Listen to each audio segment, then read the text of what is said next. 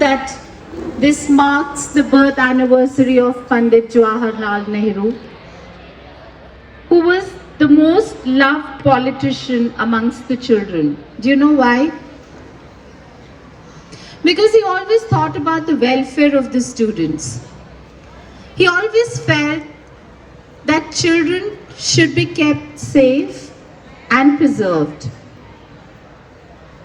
We must take care of the children, nurture them in a way so that they turn out to be adults who are very rational and kind.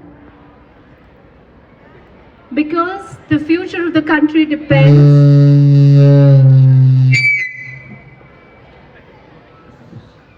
on the actions that you would take as adults.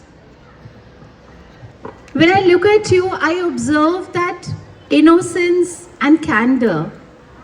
And I feel it's very, very crucial that this should be maintained as you grow up.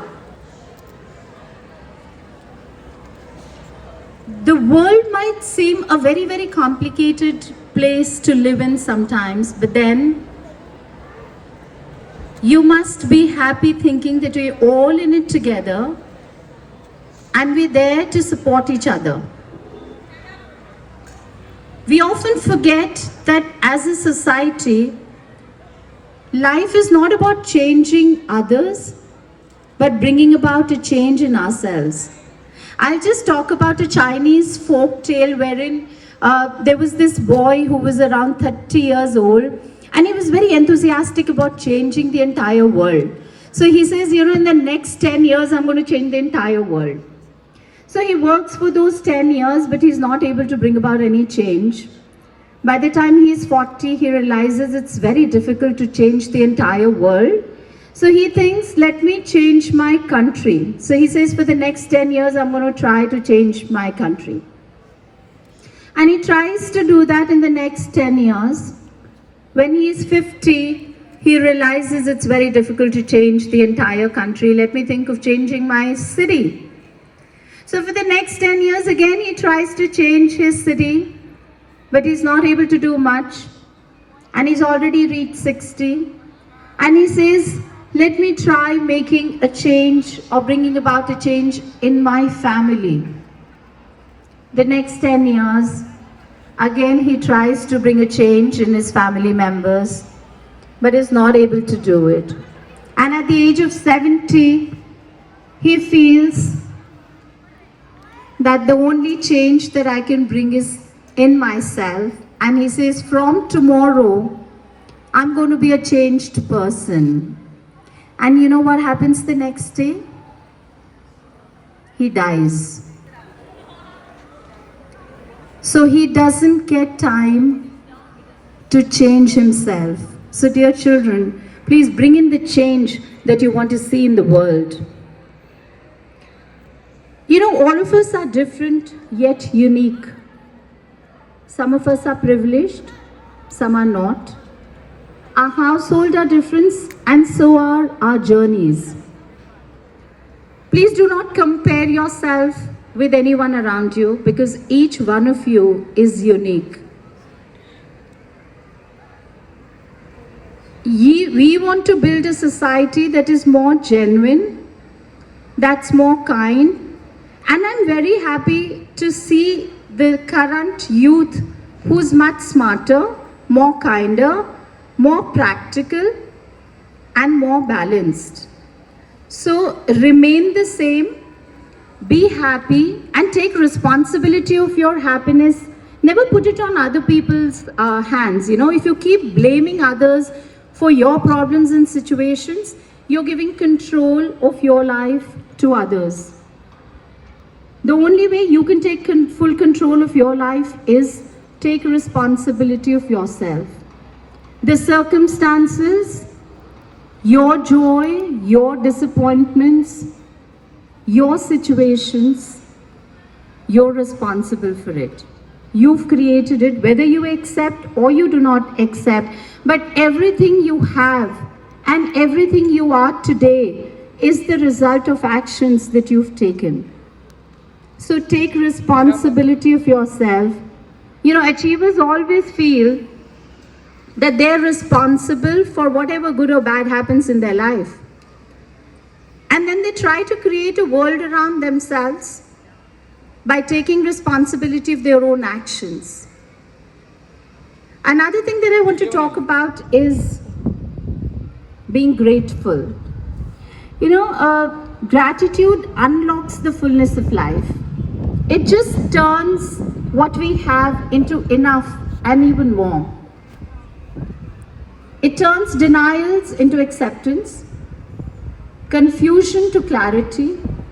It can turn a meal to a feast, and it can turn a house to a home and a stranger to a friend. But not being grateful will even turn a paradise to hell. Without gratitude, you'll walk away from the table still starving, no matter what measure of abundance has been laid before you. So without gratitude, every job is the worst job on the earth. Every friend will let you down. Every home will be on the wrong street. And every coffee that you taste would be tasteless. So without gratitude, every choice that you make in your life is going to be a wrong choice. The summers would be too hot, the winters would be too cold. So you'll have problem with everything that goes around you. Another short story to just tell you the kind of pleasure that gratitude brings to us. You know, when I was young, I had a moped, and that moped was now becoming obsolete because I hadn't been using it for some time. So I thought, let me sell it. So I advertised it on the online, and I fixed the price at 30K. So as soon as I put it online, I started getting calls, and people started quoting a price starting from 15,000 to around 28,000. But then I still thought I want 30,000, so I kept waiting. Next day there was another call wherein the price of 29,000 was quoted, and I still wanted to wait to get that 30K. The next day I get a call early in the morning from a man who says, "Ma'am, I'd seen your advertisement.